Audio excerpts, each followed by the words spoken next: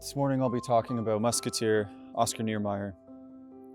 He was a member of the 8th Company, Infantry Regiment von Manstein No. 84, and while we don't know a lot about his early life, we do know he was born in Hamburg. He was a gardener, and he joined the armed forces in August of 1913. And while we don't know much about his early life, we do know how he died, sadly on August 23, 1914 in the Battle of Mons. The British forces were dug in well on one side of the canal, and as the Germans approached, they realized they needed to cross the canal, but the canal crossings were all blocked. While scouting to the flanks, Oskar Niemeyer's company discovered a swing bridge that was unfortunately on the wrong side of the river.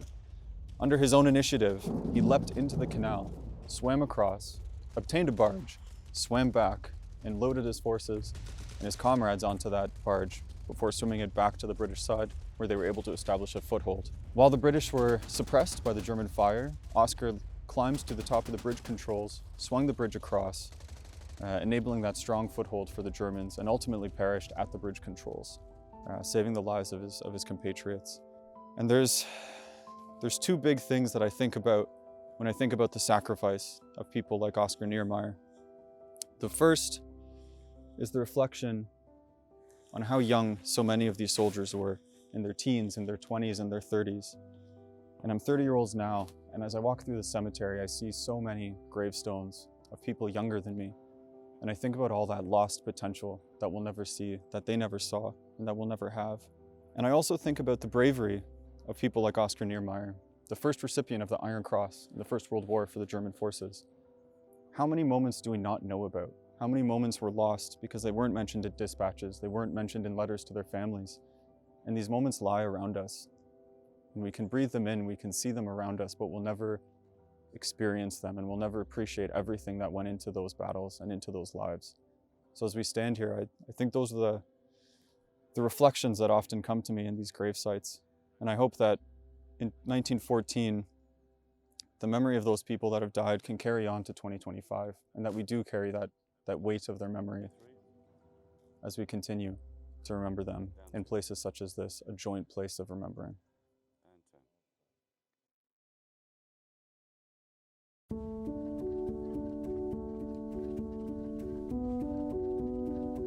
Here is the headstone, the grave of Private Price. He was with the 28th Canadian Infantry Battalion of the Canadian Expeditionary Force.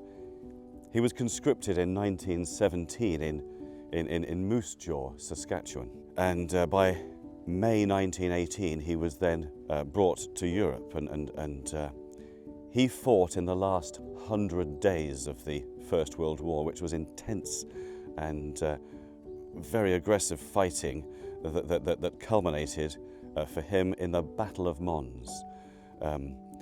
He was south of the canal, south of Mons, on the 11th of November 1918 with A Company of the 28th Battalion. It was 9 o'clock on that morning when his company heard that the armistice was due to take effect at 11 o'clock. They could hardly believe it. After so many years, peace was going to break out in 2 hours' time. They could hardly believe it. On the other side of the canal, they could see German firing positions in the top of houses, bricks pushed out, and German guns ready to fire at them. And so, to avoid being trapped or cut off, Private Price and a colleague of his, Art Goodbody, who survived, they went and took a patrol to the north side of the canal. They cleared those houses, the Germans dispersed back. But in that situation, Private Price was shot in the left chest, and he was treated by a Belgian nurse who ran across the road to save him. She was unable to save him, and he died at 10:58, just 2 minutes before the armistice. Amazing loss of life. Of course, the armistice did happen as expected. Thank you, gentlemen.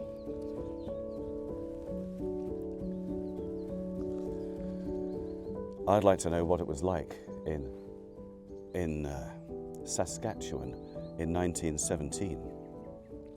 I can't imagine where he's come from to come halfway around the world to fight in Europe. One of the other most interesting things about Private Price is that there's actually a school very nearby named after him in the small Belgian town of Le Goux.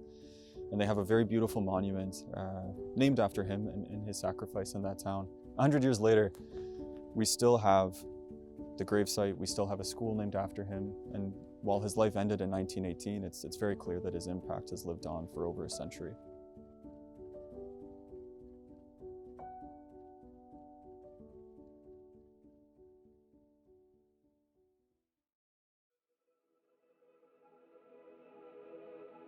We'll talk a little bit about Edward George Russell.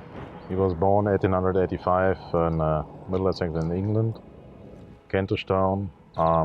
He was married and had one little daughter. He joined his regiment in 1905 and he fought as well in Lebong, that's in India. And after his return from India, he was transferred to the reserve force and more or less he had a normal life. But then in 1914 the Great War breaks out and he returned to his regiment. It was planned that his regiment was stationed in France. So on the 13th of August transferred to the continent. Here in Belgium he was involved in the first fights and in Aubourg his company took the position at the railway station, and this company has secured this railway station for the withdrawal from the British troops to France. As his company get the order to move and heading direction France, he decided that he want to defend this railway station to buy time for the retreat for his company and the British troops. And so he took up a position on the rooftop of the railway station. All his company and all comrades had left him. And then he, for minimum 2 hours, he pushed back every German approach to conquer the railway station. He killed minimum 10 German and wounded 14. So likely he was running out of ammunition. He decided to climb down from the rooftop, and at that moment the German approached again. And he tried to fix his bayonet on his rifle, and in that moment he get a headshot. So he died in these moments, and but bought time for his company. In contrary to many others here on this graveyard, he was married. He had a girl as well. 29 years old is not really old. So we see all these young men suffered and then died in this great war. They shall grow not old, as we that are left grow old. Age shall not weary them, nor the years condemn. At the going down of the sun and in the morning, we will remember them. We will remember them.